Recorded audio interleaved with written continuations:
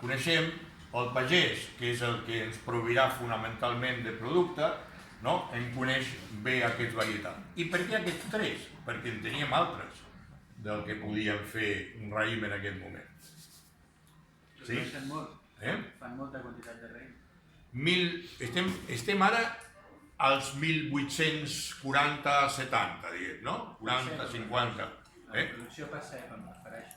No hi havia mecanització de la vinya. Totes les baremes eren manuals.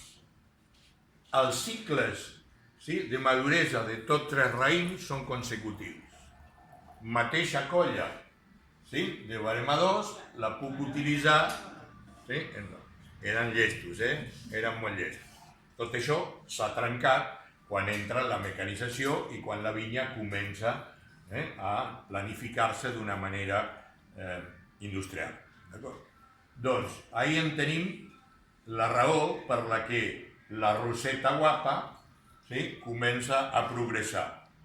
El món del cava demanda que el pagès reempelti les soques que tenen amb varietals que necessiten ells, perquè va creixent i creixent la demanda.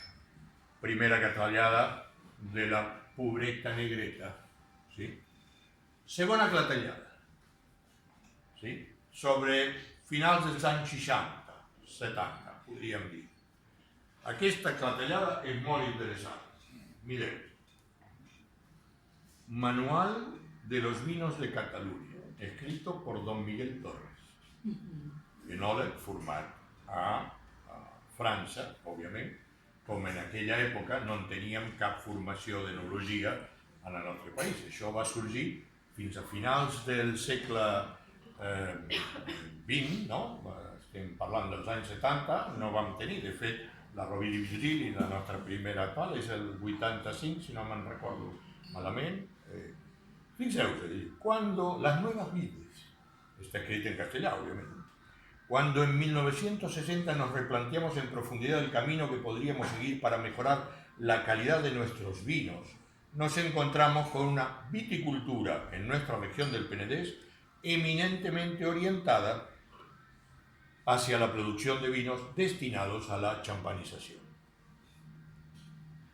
No en tenim negres. ¿Vale?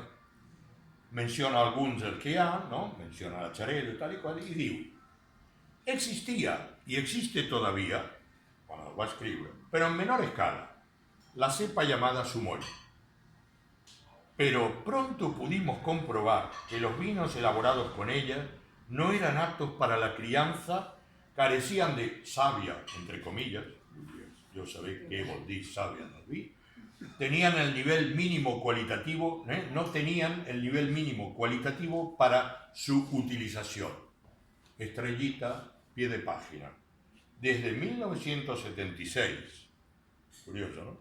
El Sumoy está excluido de la lista de variedades de vinificación aceptadas por la denominación de origen penedés, y su extinción es ahora tan solo cuestión de tiempo.